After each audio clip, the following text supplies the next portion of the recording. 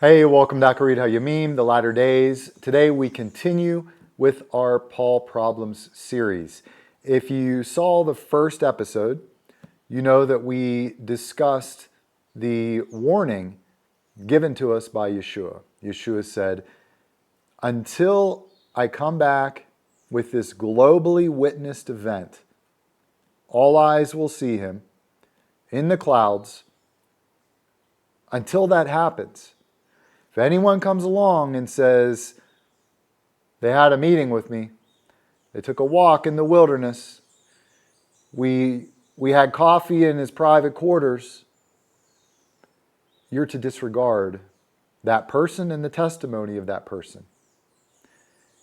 Yeshua warned us beforehand, and he began all of that in Matthew 24 with the very important words, do not be deceived.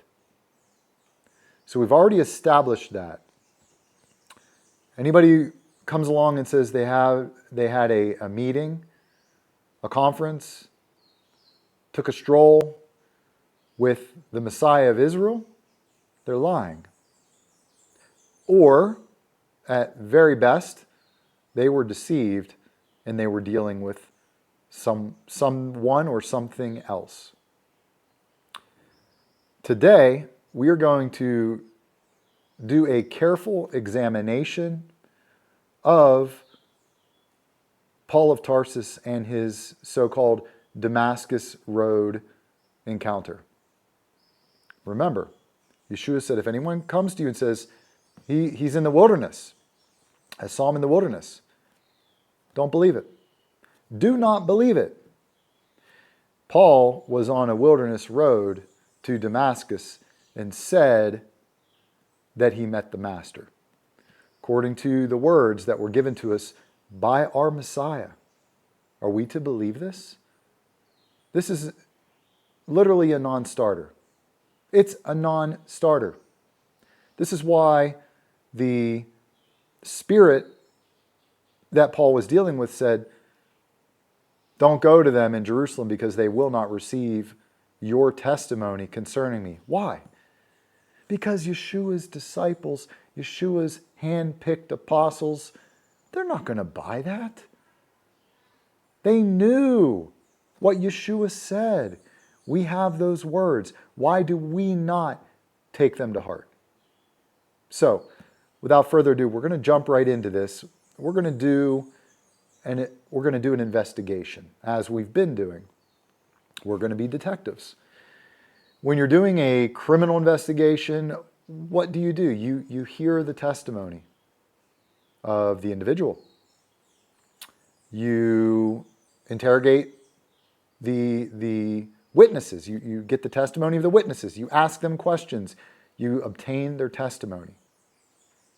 You compare notes. You compare the testimonies. You compare the accounts.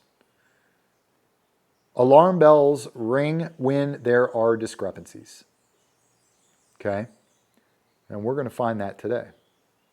So without further ado, let's jump right in. Let's go first. We're going to be focusing in on three passages, primarily three passages, all in Acts. We're going to begin in Acts 9. Let's look specifically at verses 3 to 9. So this is Acts 9, verses 3 to 9. As he was traveling, Paul, Saul, it happened that he was approaching Damascus, and suddenly a light from heaven flashed around him. And remember what Yeshua says. Yeshua tells us that there is a true light and there's also a false light. There's a true light and there's a false light. He fell to the ground and he heard a voice saying to him, Saul, Saul, why are you persecuting me? And he said, who are you, Master? Who are you, Lord? And he said, I am Jesus, whom you are persecuting. Does that sound like anything that Yeshua would ever say? When people ask Yeshua, who are you? does he ever answer with that style of a response? He doesn't. It's just off the bat, just a gut feel. It just doesn't feel like Yeshua. I am Jesus whom you are persecuting, but get up and enter the city, and it will be told you what you must do. The men who traveled with him stood speechless. They were standing, and they were speechless, hearing the voice, so they heard the voice, but they saw no one. They heard a voice, but they didn't see anyone. Saul got up from the ground, and though his eyes were open, he could see nothing. And leading him by the hand, they brought him into Damascus, and he was 3 days without sight and neither ate nor drank. Okay. So let's log all of the details in our mind of this account. We have to be very, very mindful of details. We have to have an eye for the details. Let's continue. Let's jump to chapter 22. Again, we are still in Acts. Let's look at verses 6 through 11. So this is Acts 22, 6 to 11. But it happened that as I was on my way, so this is Paul retelling yet again the account, approaching Damascus about noontime, a very bright light suddenly flashed from heaven all around me. So once again, we're told that the light from heaven surrounded Paul. Okay, surrounded Paul. And he fell to the ground and heard a voice saying, Saul, Saul, why are you persecuting me? And I answered, who are you, Lord? And he said to me, I am Jesus, the Nazarene, whom you are persecuting. Again, this just does not feel like anything that Yeshua would say. Let's continue. And those who were with me saw the light. Okay, to be sure, but they did not hear the voice of the one who was speaking to me. Stop. I would encourage you to take notes. Make a little chart. Plot out the details from each account so that you can compare them. What are we told in the first one? We're told that a light shone all around Paul and that men stood speechless. They were standing speechless. They heard the voice, but they saw no one. Here, what are we told? The light once again shone around Paul. The men saw the light. They didn't see anything before, but now they saw a light. Before they heard a voice, now they did not hear the voice. We've got problems. We're seeing discrepancies in the accounts. This should not be. Let's continue. Now we're going to look at chapter 26, 12 to 18. While so engaged as I was journeying to Damascus with the authority and commission of the chief priests, at midday, O king, I saw on the way a light from heaven. Paul yet again is retelling the account that we read about in Acts 9. Brighter than the sun, it's a new detail, shining all around me and those who were journeying with me. Previously, Paul said the light only shone around him. Now all of a sudden he's including other people. It's shown not only around him, but around those who are with him. Different detail. Maybe it's not a big deal. Let's continue. And when we had all fallen to the ground, remember, what are we told in the first account in Acts 9? The men who were with him stood speechless. They were standing. When we had all fallen to the ground, I heard a voice saying to me in the Hebrew dialect. So again, new details here. Saul, Saul, why are you persecuting me? It is hard for you to kick against the goads. This is another new detail. Was not previously mentioned. And I said, who are you, Lord? And the Lord said, I am Jesus, whom you are persecuting. But get up and stand on your feet. For this purpose I have appeared to you, to appoint you a minister and a witness, not only to the things which you have seen, but also to the things in which I will appear to you.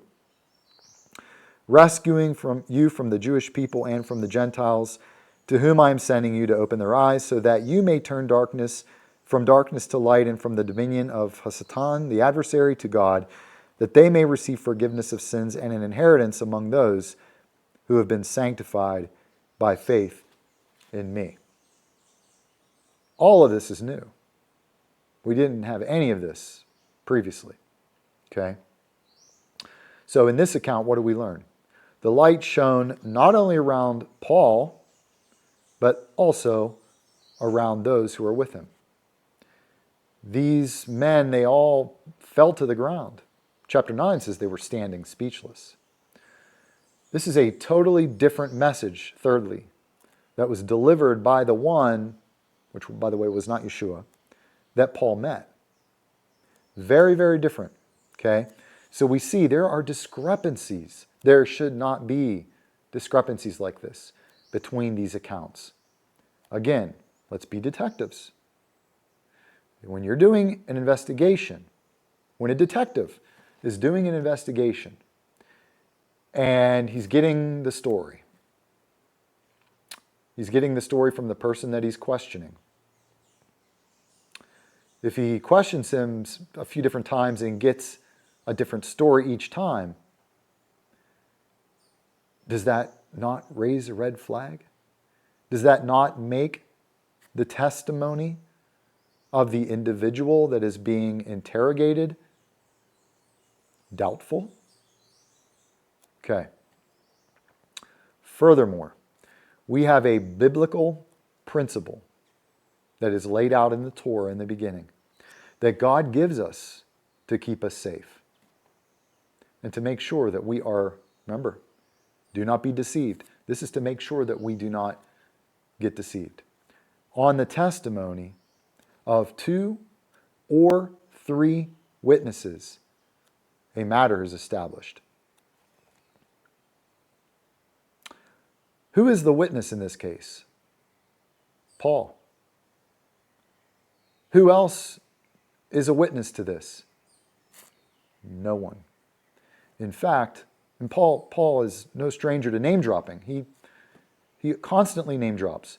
Why doesn't he name names here?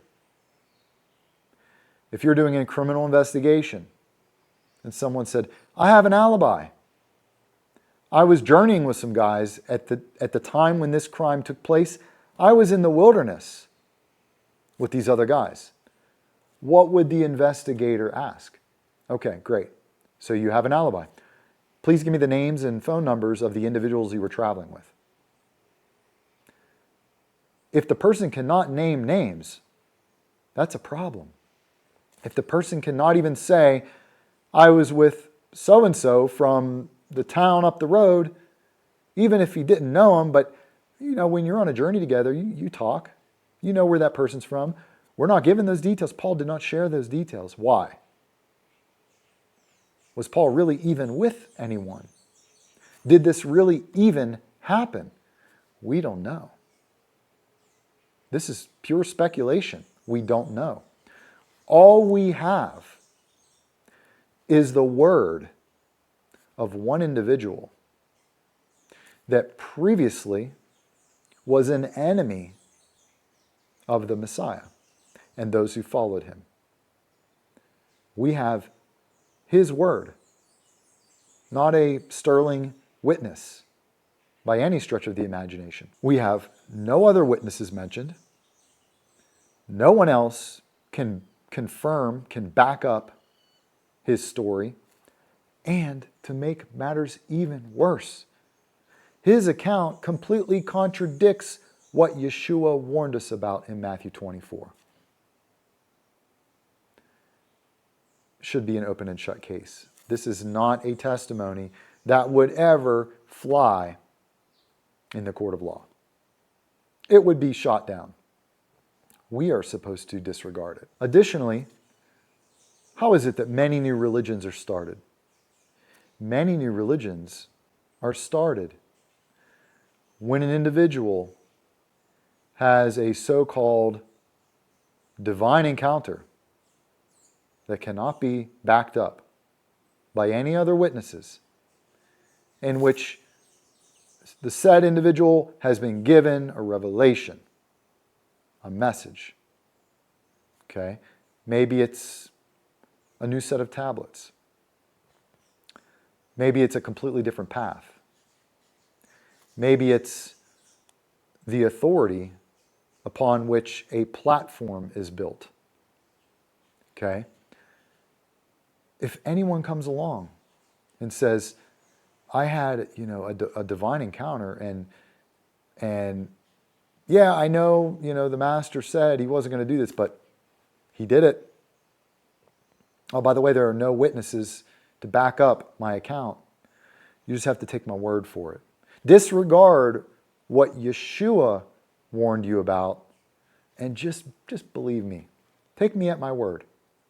A person who was persecuting and involved in putting to death those who were followers of Yeshua. Are you seeing the problems? Are you seeing how these testimonies have holes in them? Gaping holes. They don't hold water. This is very, very problematic. And understand what this account did. This account was used to establish Paul and his authority over the body of believers that are supposed to be following Yeshua. No one else. No other apostles. Only Yeshua. But this event legitimizes Paul. This is his whole platform. These are the legs of his platform. Without this, he has no platform. He has no leg to stand on. And furthermore, where do we even see his spirit dub him an apostle? Even that doesn't appear here. He says he was appointed an apostle. Where? He wasn't dealing with Yeshua here, but even the spirit that he's dealing with in his account, nowhere are we told that he's being appointed as an apostle.